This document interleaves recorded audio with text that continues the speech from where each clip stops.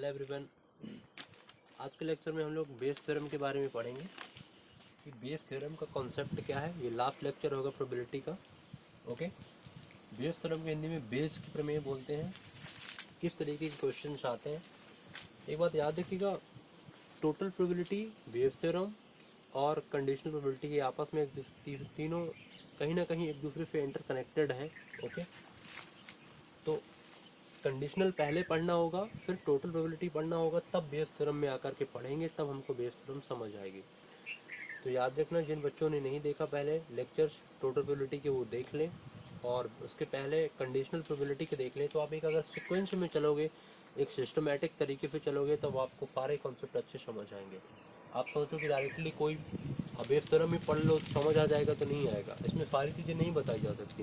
कुछ basic terminology थी, वो आपको कंडीशनल प्रोबेबिलिटी में बताया जा चुका है, उसको दोबारा रिविजन नहीं कराया जाएगा यहाँ पे। ओके, और जब लाइव क्लास होगी तब होगा। लाइव क्लास का अभी काफ़ी टाइम है, आई थिंक 1 महीने या 1.5 महीने बाद, या 2 महीने भी लग सकते हैं, शायद स्टार्ट होगा 1-1.5 महीने में, तो हो ही जाएगा आई थिंक। तो बेस थ्योरम क्या है, क्या कॉन्सेप्ट है इसका।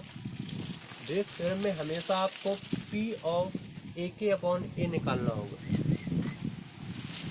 जहाँ पर K क्या है, K बराबर 1 2 3 4 5 6 7 8 9 10 कहाँ तक है, N तक है। एग्जाम्पल के तौर पर अगर मैं K को 2 डाल देता हूँ तो ये बन जाएगा A2 अपॉन A। तो ये क्या बनेगा, probability of A2 upon A, तो ये बन गया probability of A2 upon A equal to हमको निकालना है। अगर मैं K को 3 डाल दूँ तो क्या निकल के आएगा, प्रोबेबिलिटी ऑफ A3 बन जाएगा अपॉन A3। तो आपको ये निकालना पड़ सकता है, ये निकालना पड़ सकता है। इसका मतलब क्या है, इसका मतलब ये है, पहले मैं इसको मतलब क्लियर कर दूं। यहाँ पर A कोई मेन इवेंट होगी।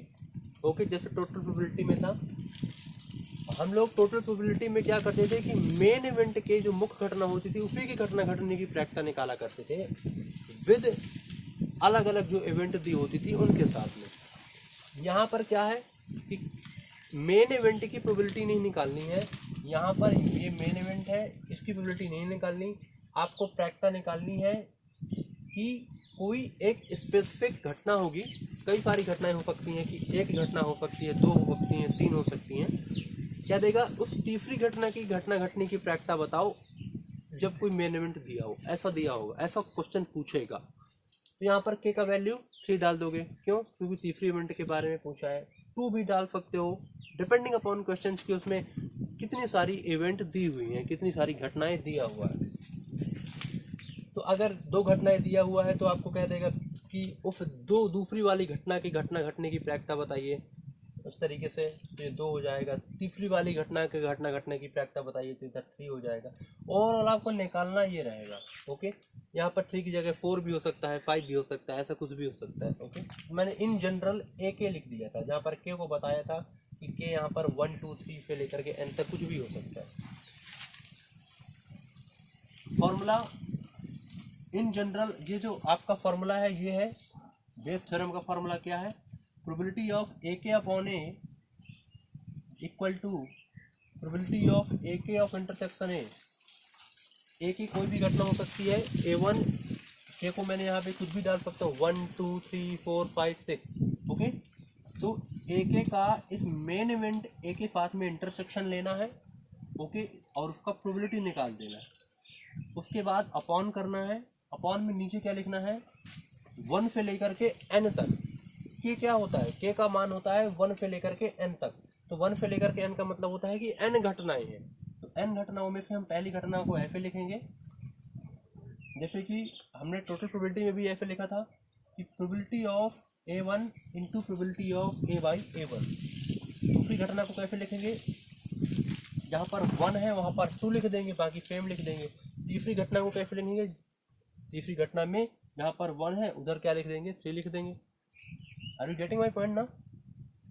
इस तरीके से कहाँ तक लिखेंगे, N तक लिख देंगे। तो ये एक जनरल फॉर्मूला है। हालांकि N घटनाओं के लिए कभी नहीं पूछेगा, लेकिन ये N घटनाओं के लिए है कि अगर N घटना दिया हो और कोई एक मेन इवेंट दिए हो, तब आपको बेस थ्योरम का क्या कॉन्सेप्ट होता है, तो वो ये होता है। हालांकि 2 या 3 घटनाओं के बारे में ही स्पेसिफिक क्वेश्चन पूछेगा। ये IIT मेंस लेवल में इसमें बहुत सारे क्वेश्चन आते हैं, और आपके 12th की किताब में बहुत सारे क्वेश्चन इसमें दिए हुए हैं, उसमें एग्जाम में कक्षा 12 में बहुत सारे क्वेश्चन पूछे जाते हैं, इसको बड़े सीरियसली तरीके से पढ़िएगा। Probability of A2 upon A equal to probability of A2 intersection A, जैसे हमें निकालना है, मान के चलो probability of A2 upon A, suppose करो थोड़ी देर के लिए हमको ये निकालना है। कैसे निकालोगे? A2 दिया है तो ऊपर क्या करोगे, प्रोबेबिलिटी ऑफ A2 का A के साथ में इंटरसेक्शन ले लोगे, अब अपॉन लगाओगे। अपॉन में क्या लिखना है, अब देखो इधर 2 है ना, तो नीचे 1 और 2 दोनों आएगा। अगर इधर 3 होता तो नीचे पहली घटना, दूसरी घटना, तीसरी घटना, 3 घटनाएं आ जाती, 1 से 3 तक। अगर इधर 4 होता तो नीचे 1 से लेकर के 4 आ जाता, ये बात याद रखना हमेशा। तो इधर 2 है तो इधर क्या आएगा, 1 से लेकर के 2 तक आएगा, मतलब probability of A1 plus P of A by A1 plus probability of A2 into probability of A by A2, इतना आएगा। ये इसका फॉर्मूला हो गया, किसका हो गया, A2 बाई A का। अब देखो A2 की घटना घटने की प्रायिकता पूछ रहा था, कब, जब कोई ये एक इवेंट दिया हो, ये मेन इवेंट हो इसके अंडर में।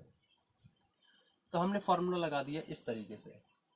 टोटल प्रोबेबिलिटी में क्या करते थे, केवल इतना भर फॉर्मूला लगाते थे और आंसर ले आते थे।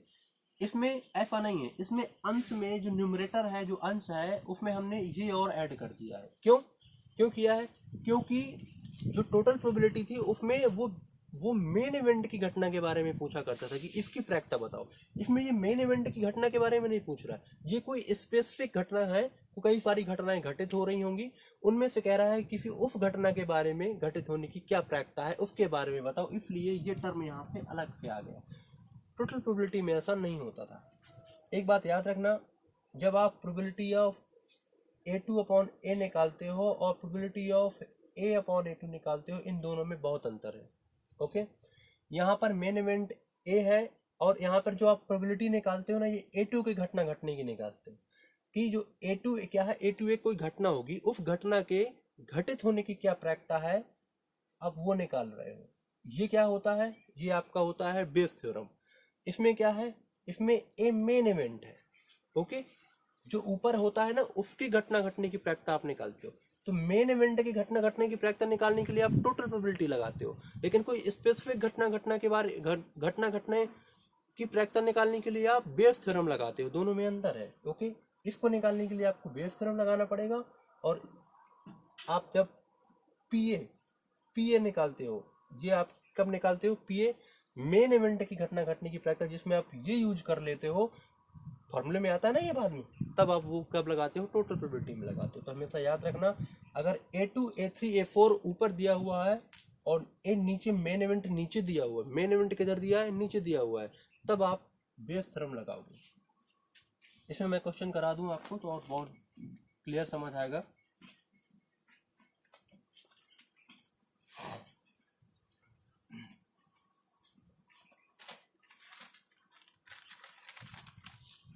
मैं क्वेश्चन पहले पढ़ दूं।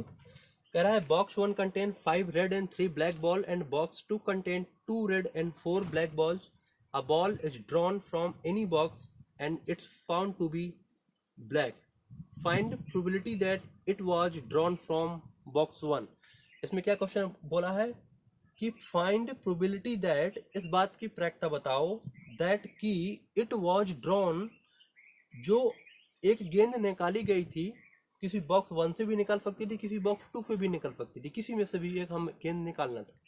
वो जो गेंद आप निकाल रहे हो, वो गेंद, अब इसमें ये नहीं कहा कि it was black, it was red, it was different colour, ऐसा नहीं बोला। इसने बोला है, उसने जो दो घटना घटित हो रही थी, जो दो घटना घटित हो रही हैं, 3 घटना घटित हो रही हैं, उन्हीं घटनाओं में से किसी एक घटना की घटित होने की प्रायिकता निकालो, ये इसने बोला है। इसने बोला है फाइंड प्रोबेबिलिटी बताओ दैट कि it was drawn from box 2। अब पहले जो मतलब बॉक्स 2 से निकाली गई है, जो एक गेंद निकाल रहे हो, वो गेंद बॉक्स 2 से ही निकाली गई है, इस बात की क्या प्रायिकता है, ये आप निकालो। टोटल प्रोबेबिलिटी का जब क्वेश्चन सॉल्व करते थे, उसमें ऐसा नहीं होता था कि बॉक्स 1 से निकालो कि बॉक्स 2 से निकालो, इस बात की प्रायिकता बताओ, ऐसा नहीं होता था। उसमें यह होता था कि जो मेन इवेंट होती थी उसकी घटना घटने की प्रायिकता बताओ। ओके, जैसे कि कह देगा कि बॉल ब्लैक है, बॉल डिफरेंट कलर की है, ये एक मेन इवेंट हो जाती थी, सब में जो कॉमन होती थी। इसमें ऐसा नहीं है, इसमें स्पेसिफिक घटना के घटित होने की प्रायिकता पूछेगा बेस थ्योरम में, टोटल प्रोबेबिलिटी में मेन इवेंट की घटना घटने की प्रायिकता पूछेगा। दोनों में अंतर क्लियर करना। ओके, तो हमारे पास एक बॉक्स 1 है, B1 नाम दिया, एक बॉक्स 2 है, B2 नाम दिया। इस बॉक्स 1 में 5 रेड है और 3 ब्लैक है गेंदे, एंड बॉक्स 2 में 2 रेड और 4 ब्लैक है, 2 रेड है और 4 ब्लैक है। कह रहा है अ ball is drawn from any box, किसी भी बॉक्स से एक गेंद निकाली जाती है। ओके, तो अब जब कोई एक गेंद निकालोगे तो किसी भी बॉक्स से निकाल लोगे। तो अगर बॉक्स 1 से निकालो तो वो एक अलग घटना घटित होगी, अगर बॉक्स 2 से निकालो तो एक अलग घटना घटित होगी। तो इसको नाम मैं दे देता हूँ A1, इसको नाम दे देता हूँ A2। A1 घटना क्या है, बॉल फ्रॉम बॉक्स यानी कि B1, और A2 घटना क्या है, B2। Okay, a ball drawn from B2। और जो मेन इवेंट है, नहीं,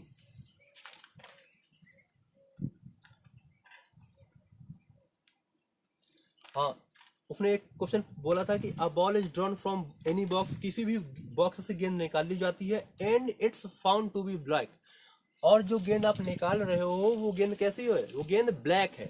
तो मेन इवेंट क्या हो गई, बॉल इज ब्लैक। हिंदी वाले इसको लिख देना, गेंद काली है। Okay, equal to ball is black हो गया। आपको निकालना क्या है, निकालने के लिए कह रहा था इस बात की प्रायिकता बताओ कि जो निकाली गई गेंद है वो काली है, काली, वो निकाली गई गेंद बॉक्स 2 से निकाली गई है। तो कहाँ से निकाली गई है, बॉक्स 2 से निकाली गई है। कहाँ से निकाली गई है, बॉक्स 2 से निकाली गई है, इस बात की प्रायिकता निकाली। तो प्रोबेबिलिटी ऑफ बॉक्स 2, और 2 के साथ जो निकाली गई गेंद है वो किस में आ रहा था, वो A2 वाली घटना में आ रहा था। तो वो वाली घटना हमने ऊपर लिख दिया अपॉन, और वो गेंद कैसी हो, जो गेंद निकाली गई है ब्लैक हो, इसलिए मेन इवेंट को हमने नीचे कर दिया। ये आपको निकालना है, पता चला ना कैसे निकालना है। मैं क्वेश्चन दोबारा पढ़ दूं। एक बॉक्स है, उसमें 5 लाल और 3 ब्लैक काली गेंदें हैं, और एक बॉक्स दूसरा है, उसमें 2 लाल और 4 काली गेंदें हैं।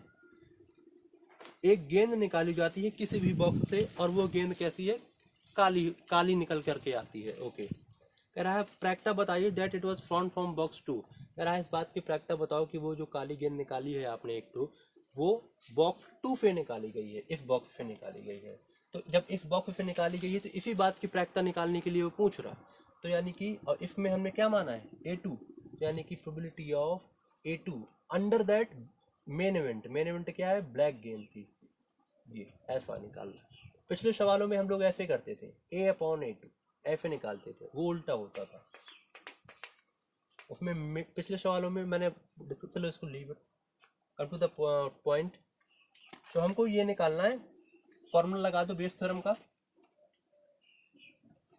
अभी मैं इसको इरेज कर देता हूँ, आप इसको नोट जरूर कर लेना। ओके, अब फॉर्मूला लगाओ, probability of A2/A equal to probability of A2 intersection A upon probability of, अब A2 आया ना तो 1 भी आएगा 2 भी आएगा, तो A1 प्रोबेबिलिटी ऑफ A/A1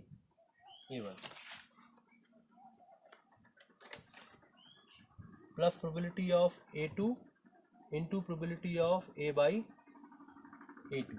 ये आपको फॉर्मूला लगाना है। ओके, ये अलग चीज है। ओके, इसमें मत जोड़ देना ये फॉर्मूले में।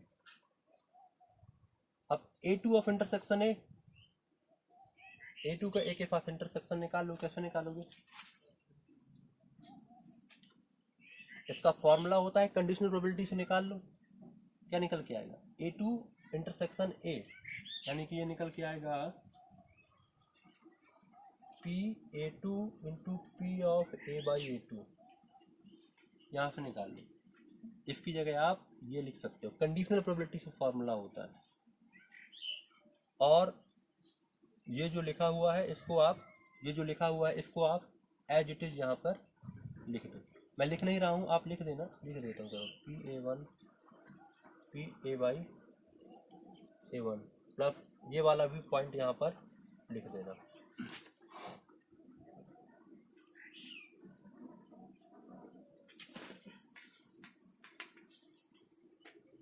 अब probability of A2 upon A equal to probability of A2 क्या निकल के आएगा, मतलब A2 की जो घटना घटने की प्रायिकता थी वो क्या थी। अब आपको पता है P2 के जो घटना घटने की प्रायिकता आएगी जो A2 है वो 1/2 आएगी। क्यों 1/2 आएगी, क्योंकि वेव थ्योरम हो चाहे टोटल प्रोबेबिलिटी हो, जो भी घटना घटित हो रही है वो एक्सक्लूसिव और एग्जॉस्टिव दोनों ही होती है, ये बात हमेशा याद रखना। तो हम ये वाला कॉन्सेप्ट यूज कर सकते थे A1 plus P of A2 equal to 1, तो ये भी 1/2 और ये भी 1/2, तो इसकी जगह रख देना 1/2 और इसकी जगह रख देना ये। अब ये कैसे निकालोगे, ये तो आसानी से निकल आएगा।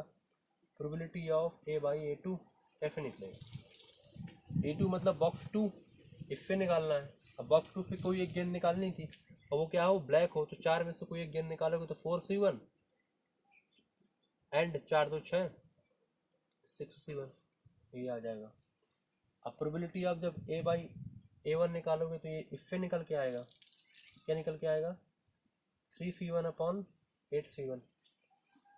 समझ आ रहा ना, मतलब एक गेंद निकालनी थी ना, तो अब वो काली थी, 3 में से एक निकालोगे 3C1 अपॉन 5 3 8 8C1। अगर ये C समझ ना आ रहा हो ना, ये C कहाँ से आया, NCR में यूज कर रहा हूँ यहाँ पे, ये PNC का लेक्चर जरूर देखना। ओके, कि कुछ चीज़ें दी होती हैं उसमें से हमें अगर कोई चीज़ सिलेक्ट करनी हो तो हम NCR का प्रयोग करते हैं, वही मैं यहाँ पे यूज कर रहा हूँ।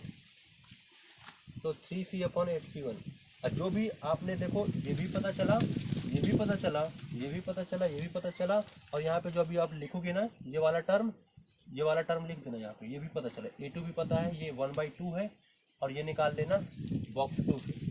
ओके, अब सबका वैल्यू आपको पता है, ये आया, इस तरीके से सारे निकाल के रख देना। यहाँ पे जो इसका जो मान हो ये रख देना, इसका जो मान हो ये रख देना, कैलकुलेट कर लेना, हल कर लेना, जो आएगा आंसर हो जाएगा।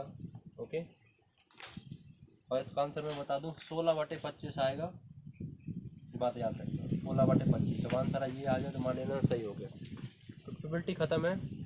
अब इसके बाद हम लोग लिमिट स्टार्ट करेंगे, कैलकुलस का पार्ट है। ओके।